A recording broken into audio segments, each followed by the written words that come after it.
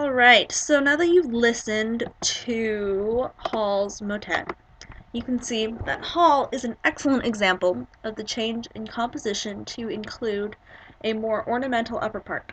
This could have been because notation was becoming more reliable and elastic, and it was easier for composers to demonstrate precisely how they wanted the song performed. Another reason for this may have been that the upper voice had clearer and penetrating tones and was beginning to be regarded as the most important voice. In modern times, the uppermost voice is commonly regarded as the most important melodically because it is the highest and it carries the best.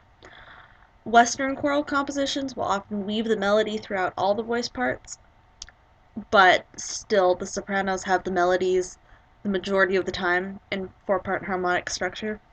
Yay, sopranos!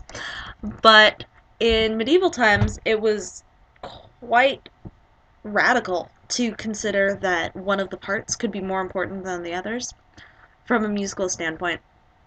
Since most of the music had originated in the church, for the church, by the church, having a sense of, oh, this part is more important than your part wasn't really encouraged. You didn't want to be vain or prideful.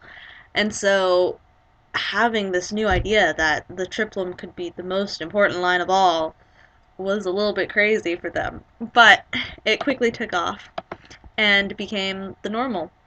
And as we can see today, it's carried through since then. Petrus de Cruz, or Pierre de la Croix, was another one of the few identifiable composers in the 13th century. He wrote motets where the triplum reached unprecedented speed in comparison with the lower voices, which resulted in the longer notes being broken up into shorter and shorter values. His motet Amour qui solemn justi solemn is an excellent example of a Petronian motet.